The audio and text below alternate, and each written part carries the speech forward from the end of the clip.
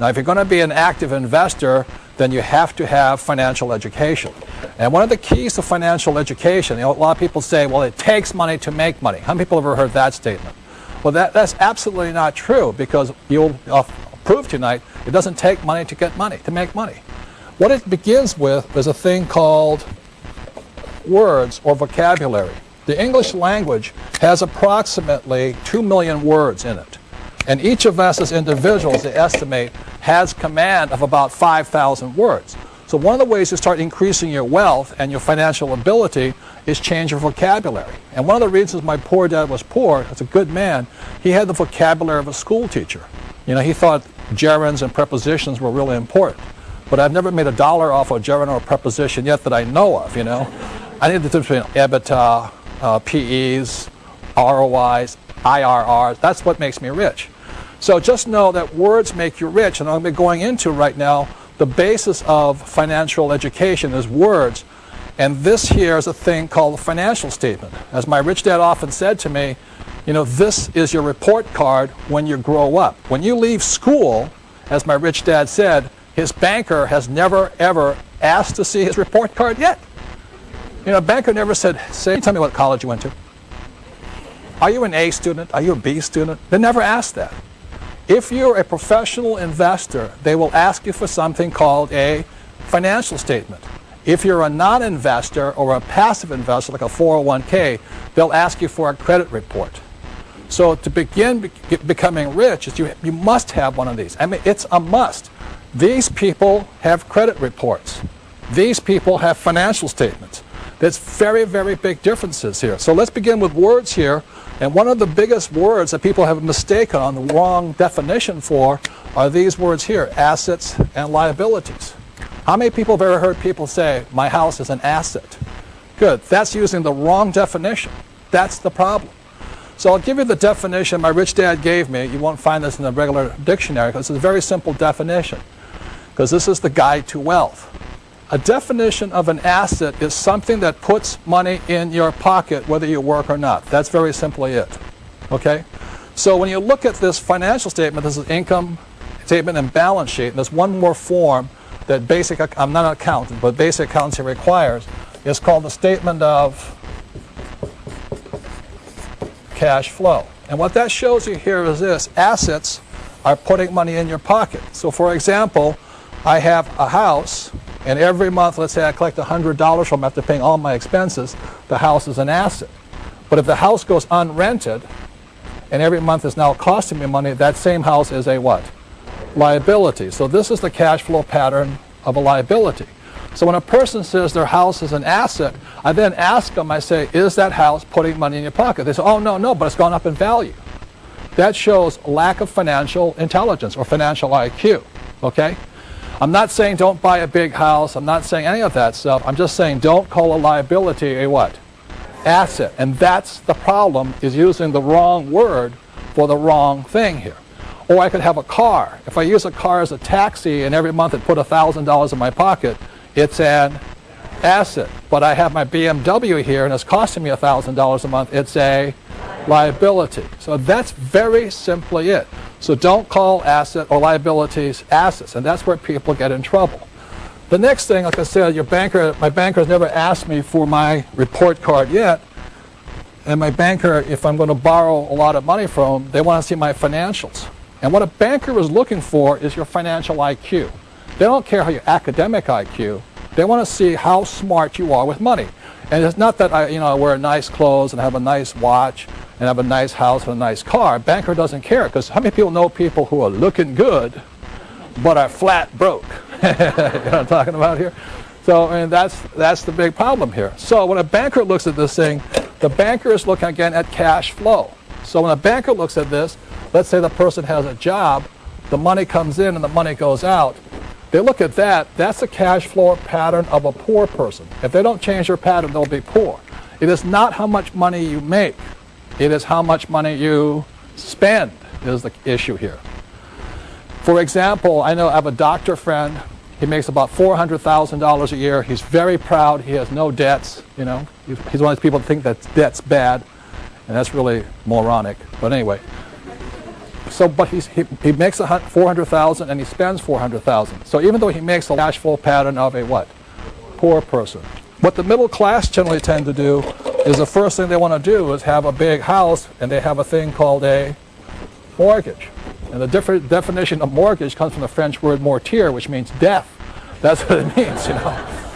So what happens, they have a mortgage, got the nice BMW or Mercedes, so they're looking good, but going broke at it and goes, I can see your cash flow pattern is this. And this is the cash flow pattern of the middle class. It's working hard and going broke. You know, they never get ahead. They buy big houses, they do home equity loans, and they think they're Donald Trump with real estate investors. All they got is a big house they're in debt to. A lot of people use their house as an ATM machine. You know, every time it goes up in value, they borrow the money out.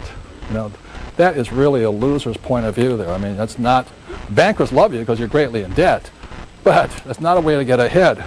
And this is the cash flow pattern of a rich person.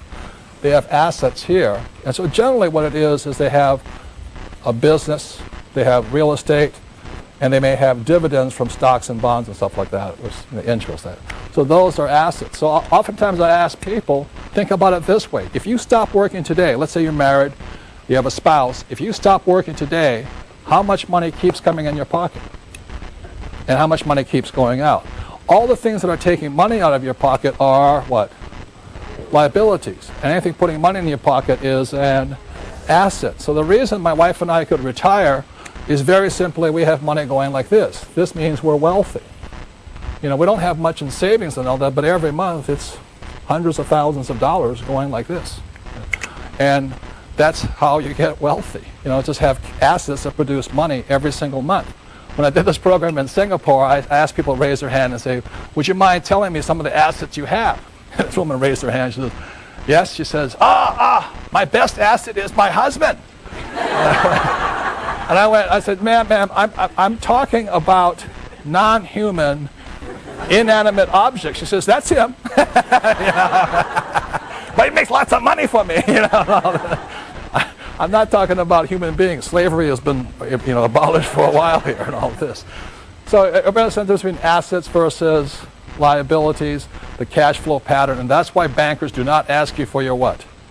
Report card. They want to see your financial statement.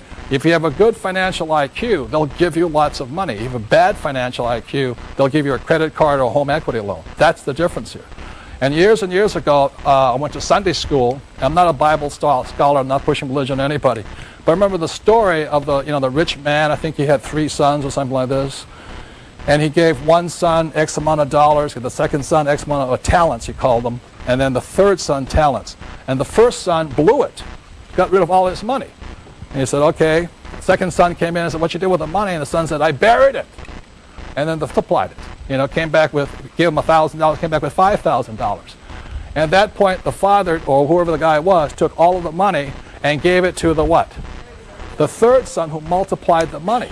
And that's what I learned in Sunday school is that, not God, but whoever does not like people who blow their money, people who just bury the money. See, the poor spend their money, the middle class bury their money, you know, just put it in 401ks or savings.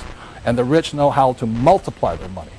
So the real key is this, it's not so much how much income you make, but where you put your money. It's expenses. Do you expend your money this way, or this way? And that's why people who are always trying to make more money, they don't get ahead very simply because they're looking in the wrong place. It's over here. It's what do you spend your time and money on? And that's why I thank you guys for being here tonight, and those of you at home supporting public television and your education. You're spending time and hopefully some money to support your education and a great cause here. And that's really important, is how you spend your time and your money. That makes a difference.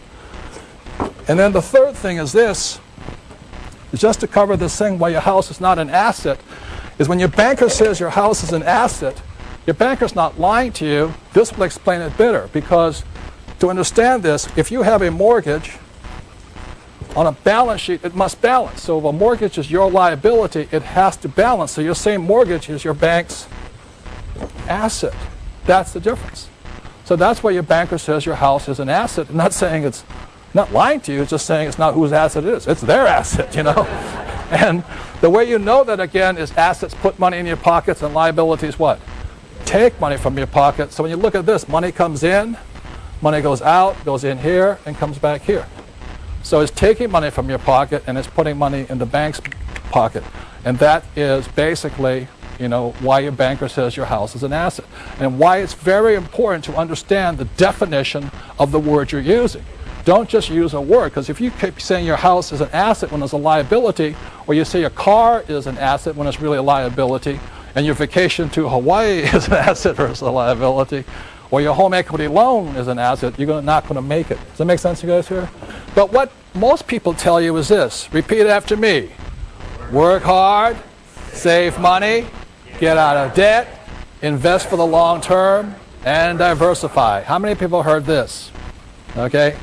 And the reason I bring this up here is that because around 1996, I was watching this very famous morning show, that was broadcast all across the nation, and they had these nice, handsome, couple who were the host and hostess, and they come and say, and today we have the financial expert of all times, and he's going to give us the financial advice for the new year. This is like 1996 or whatever it was, and welcome so-and-so, and they clap, and out comes a financial expert, and he goes, hi, everybody. What I recommend for this year, 1997, is work hard, save money, get out of debt. I can't even do it straight. Invest for the long term and diversify. And the host go, oh, that is so brilliant. Oh, thank you for your infinite wisdom on this. On financial, we thank you. The next year, they invite them back, same thing. And for the new year, I recommend you guys, what? Work hard, save money, get out of debt, invest for the long term, and diversify. And the host says, oh, I can't believe, what a genius, what a financial genius. Give him my hand, I can't believe it. Every year, same guy, same message, same advice. They think it's brilliant. Then after 2000, the stock market started to crash. And they bring the same expert on, and he comes on, and what I recommend is work hard, save money, get out of debt, invest for the long term, and diversify. And the market kept crashing. And he kept giving the same advice. And this is what I want to say about that advice. Between the year 2000 and 2004, millions of small investors lost an estimated $7 to $9 trillion. At the same time, Wall Street paid some of its biggest bonuses out. And this is the advice they were giving people here. I want to say to you, this advice used to work. It doesn't work today. I'm not saying it's bad advice. I'm just saying it used to work. After 1974, it started to change. And what I'm going to be going into is how that change came about and why people are getting in trouble following this advice, especially this one here. Because you're going to find out the most risky of all investments are savings, stocks, bonds, and mutual funds. They are the riskiest of all investments. But most people think they're safe. And that's what you'll find out, and that's why I thank public television for allowing me to say what I'm going to say, because there's many people, as I said, in organizations who do not want me to tell you what I'm about to tell you, and all the little people they hire who are financial experts, but they're not really financial experts. Do you realize most of financial experts are not I's, they're really E's and S's. They're salespeople. And I'll be going into some of those differences. Okay? So I know I'm an investor very simply because I live by my income on my investments. I don't live by my commissions. And there's a very big difference there. So going into it, the reason work hard is obsolete advice is because in 1943, the U.S. government punished anybody who was an employee. After 1943 was a thing called the Current Tax Payment Act. At that point, anybody who was an employee, the government got paid first. How many of you ever opened up your paycheck and gone, what happened to my money? That was 1943. So the problem with being an employee and working hard is the more you work and the more money you make, you go up in tax brackets. So you don't get ahead. These guys here are taxed heavily. These guys have all the tax loopholes. That's why I can make a lot of money legally. The difference is I'm on this side here, but our school system teaches us to be this side. In 1986, they passed the 86 Tax Reform Act, and they taxed all doctors, lawyers, all the A students, they nailed them. And so, well, the attorneys I don't mind, but anyway. But what happened here is this, is that guys like me, the C students, we can make more money and pay less taxes than the A students, which proves there's a God somewhere. The next thing is save money. The reason save money is an obsolete idea is because in 1971, a man named President Nixon took us off what's called the gold standard or the Bretton Woods Agreement. And at that point, what happened in 1971, money turned into a currency. So what you started to save after 1971 was not money but a currency. And the problem with a currency is the government can print it faster than you can save it. And the other thing about this, if you understand economics, especially Keynesian economics, is that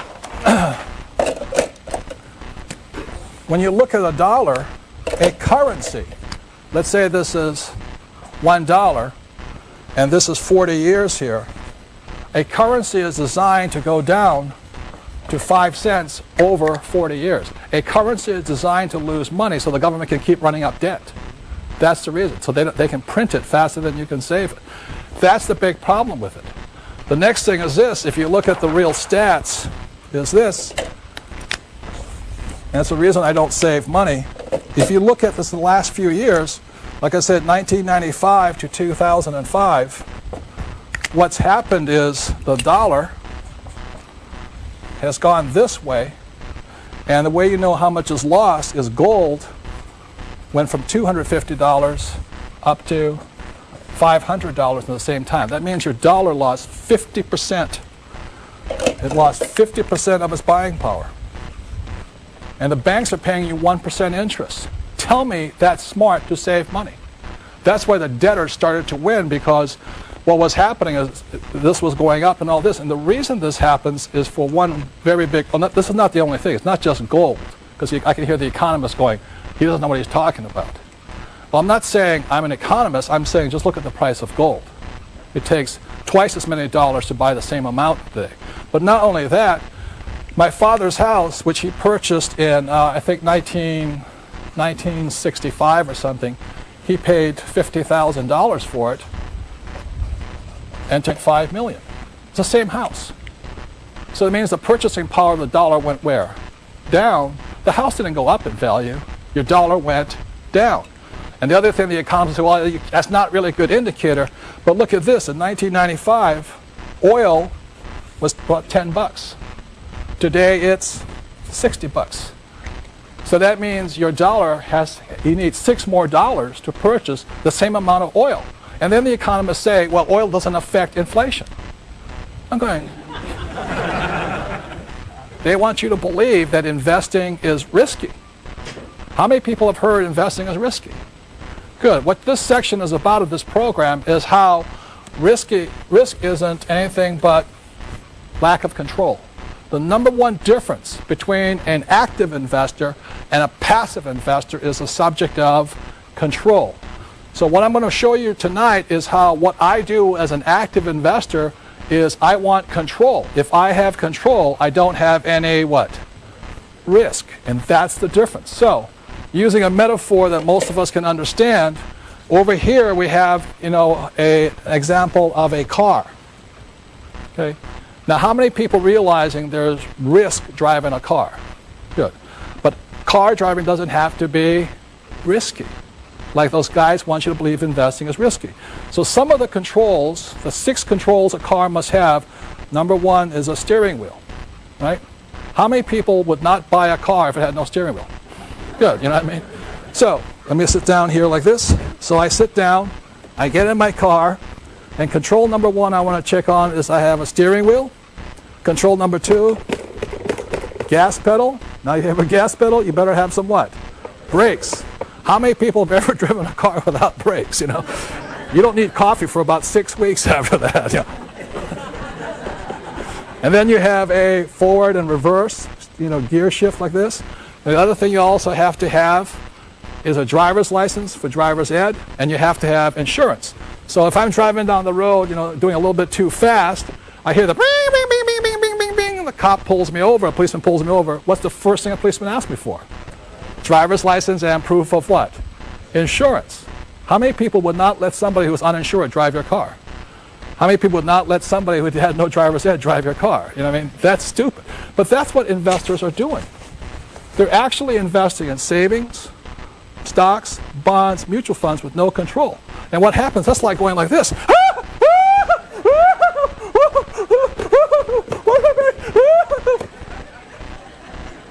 And that's why they think it's risky. Now, this is the worst part. Guess who else has no control? Your financial advisor. Your financial advisor. Diversify, diversify, diversify. Or what they do is this, is they go, I predict that, I predict this, I predict that. That's the kind of financial advice most people are getting. You know? That's risky. That's not what I do. I want control. So, let me help get out of this wreck right now. So when I'm as an investor, I want 6 controls too. If a car has 6 controls, I want 6 controls as an investor. Control number 1, you look on the screen over here, is I want control of my income. Control number 2, expenses. 3 is asset value. 4 is liability. 5 is I want financial education or management. And 6 is I want insurance. Those are the 6 controls I want as an active investor. So when we come back, what I'm going to talk about is one of the ways to get rich is find that native genius that's well inside each and every one of us. And that's what the next section is about. Thank you very much.